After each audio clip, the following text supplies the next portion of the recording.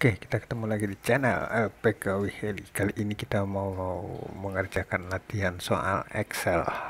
Jadi soalnya begini ya, ceritanya ada tabel. Ini tabel gaji ceritanya.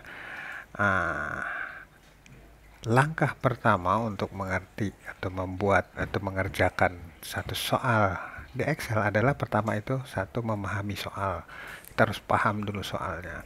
Setelah itu kita baru masuk ke tahap kedua adalah kita menentukan kita mau pakai fungsi apa atau rumus apa, dan yang ketiga pada saat kita menulis fungsi atau rumus-rumus itu harus benar cara penulisan. Tiga langkah itu harus kita lewati. Nah, langkah pertama kita paham soal dulu. Jadi tabelnya begini, ada nama karyawan, ada kode status, ada kode jabatan, ada bagian. Nah, kemudian kita disuruh isi status ini. Nah, status ini mau diisi dengan apa? Ada petunjuknya di sini, dibilang status diambil dari kode status. Kode status yang mana? Kode status ini. Berarti kalau kode statusnya K, berarti di sini isinya kawin. Oke, kalau dia B berarti dia bujang. Oke, kita paham itu dulu. Nah, karena ini kita mau mengisi status. Nah, apa yang mau kita isikan di sini ada dua pilihan. Kalau tidak bujang, kawin. Berarti kalau suatu isian itu lebih dari satu kemungkinan, maka kita otomatis menggunakan perintah if, ya. Diingat pelajaran if yang kemarin, berarti sama dengan jika. Jika apa? Jika kodenya kan di sini diambil dari status, kode status, berarti jika kodenya itu sama dengan apa? Sama dengan B. Kenapa tidak K? Karena B yang duluan. B, maka B itu apa? B itu bujang. Terus selanjutnya apakah masih if lagi? Tidak, karena sudah habis bujang. Kita sudah if tentang bujang, kemudian terakhir kawin, berarti di sini langsung aja kawin. Tutup kurung, ya.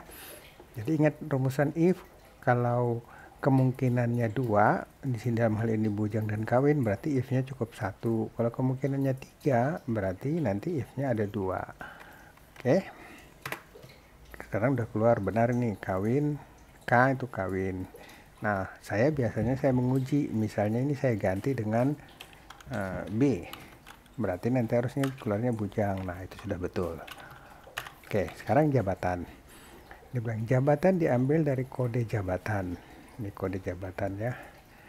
Kalau STA ini staff. Kalau HNR honorer. Kalau INS itu instruktur. Jangan lihat soal yang aneh-aneh ya, tapi bagaimana kita penggunaan rumus. Berarti kalau di sini INS harusnya di sini tertulis instruktur. Ya. Kalau di sini HNR berarti yang di sini honorer. Oke. Dari dua itu. Nah, berarti di sini kita mau dapat jabatan dari kode jabatan, di mana kode jabatan ini ada 3 jenis. Nah, karena ada 3 jenis berarti kita tetap menggunakan if. Ada berapa if-nya yang kita guna? Ada 2. Jadi sama dengan if. Jika apa? Diambil dari kode jabatan, berarti jika kode jabatan itu sama dengan apa? Lihat yang paling pertama. Oh, STA. Berarti tanda petik STA.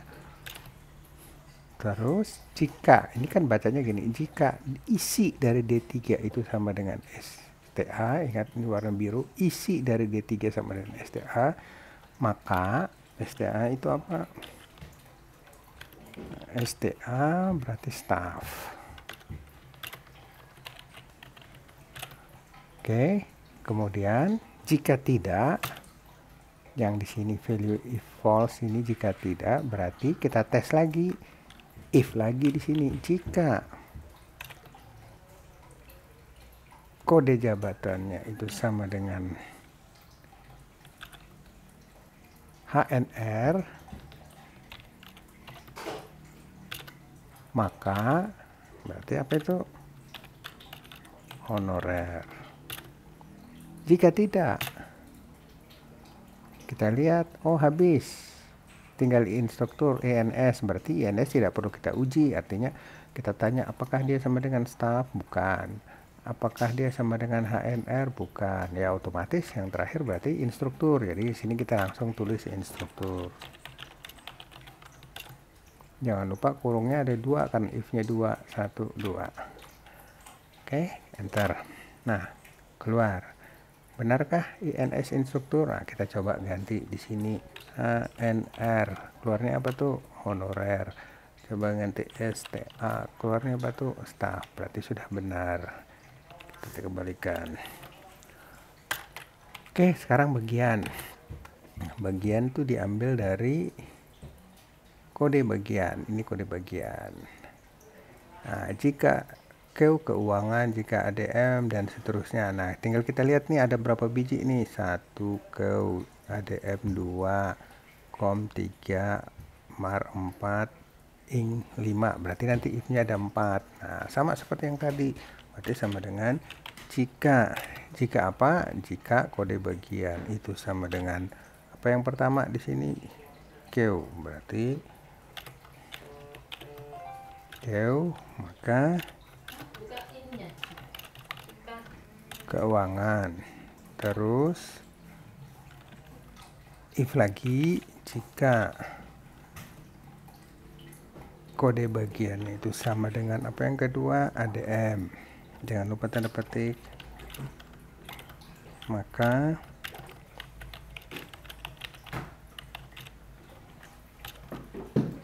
kemudian titik koma if lagi jika kode bagiannya itu sama dengan habis ADM apa tuh? COM. Maka komputer. Kemudian jika tidak, kita if lagi, if marketing sekarang, if dalam kurung kodenya sama dengan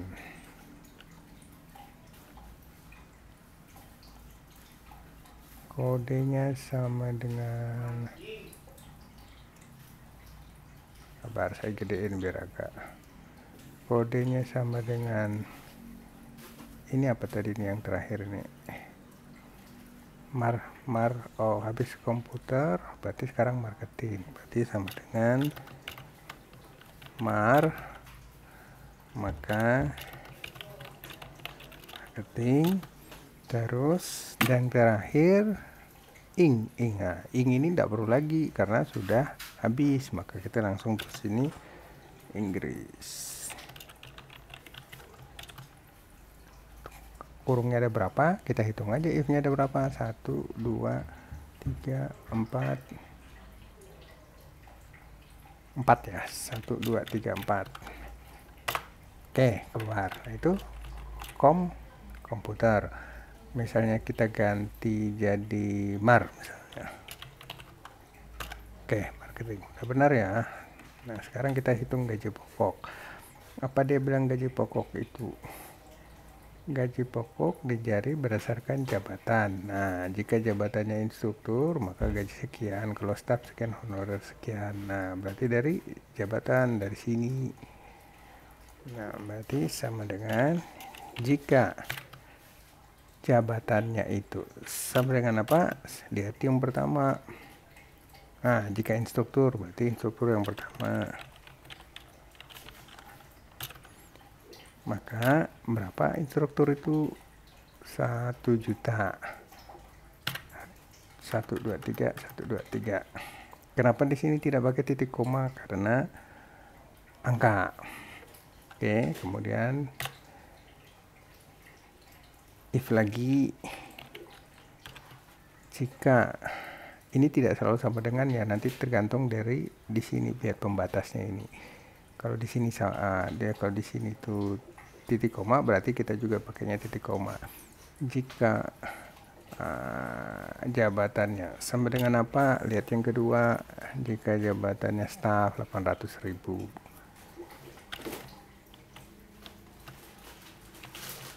staff, maka 800. Jika tidak, apakah if lagi? Oh tidak, karena sudah terakhir. Berarti langsung aja tulis di sini 300.000. Tutup kurungnya 2 kali, 1, 2. Oke, nah itu kalau dia instruktur 1 juta, betul enggak? Instruktur 1 juta. Kalau staff 800.000. Berarti kalau kita mau ganti staff, berarti di sini aja STA. Otomatis di sini menjadi staff, di sini 800.000. Sorry, di bagiannya kita tadi harusnya carinya berdasarkan jabatan. Saya kliknya bagian ya. G ya, saya G benar, instruktur di sini.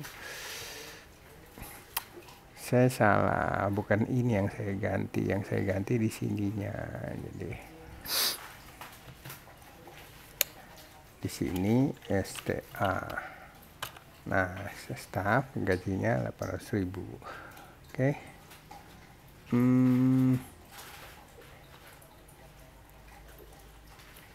Kemudian kita cari tunjangan keluarga ya. Tunjangan keluarga itu mana tunjangan keluarga? Oke, pada tunjangan keluarga itu tunjangan keluarga. Nah, tunjangan keluarga itu diambil berdasarkan status. Jika kawin 5% dari gaji pokok. Kan gaji pokok sudah dapat tadi. Ini berarti jika bujang 1% dari gaji pokok. Berarti di sini sama dengan jika status ya. Tadi status kan. Jika statusnya kawin maka 5%. Berarti jika status sama dengan apa? Yang duluan di sini. Yang duluan di sini kawin, berarti kawin duluan yang ditulis. Kawin maka kawin itu berapa? Berarti 5% dikalikan gaji pokok. Nah, jika tidak, maksudnya tidak kawin, berarti bujang, langsung saja, berarti 1% tadi ya. 1% dikalikan gaji pokok, terus tutup kurung. Oke, dapat ya. Ini kawin 5% ya, 5% dari 800.000 itu 40.000. Oke, sekarang tunjangan tunjangan di bagian dicari berdasarkan kode bagian. Jika keuangan tunjangan sekian, jika ADM tunjangan sekian. Nah, berarti kita cari sama dengan jika berdasarkan apa dia bilang tunjangan bagian dari kode bagian. Berarti yang kita kulik kode bagian. Nah, di sini jika kode bagian itu sama dengan apa yang paling pertama di sini keuangan. Kalau keuangan itu berapa?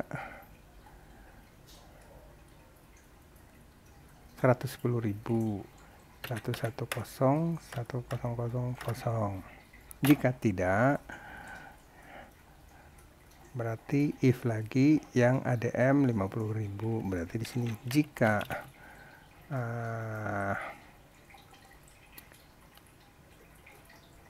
kode bagiannya itu sama dengan apa?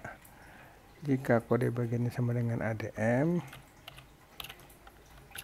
maka ADM 50.000. Jika tidak, berarti apakah masih if? Kita lihat, oh masih ada kom. Berarti if dalam kurung kode bagian apa?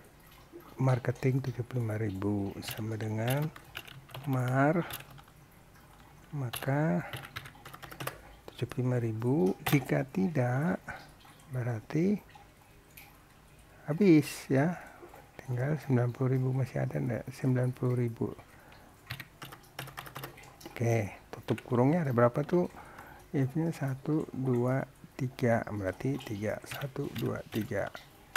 Oke, selesai. Sekarang gaji bersih itu gaji bersih yaitu gaji pokok tambah semua tunjangan, berarti sama dengan gaji bersih, gaji pokok tambah tunjangan keluarga tambah tunjangan bagian. Oke, ketemu. Inilah hasilnya. Oke, yang selanjutnya buat latihan ya. Terima kasih.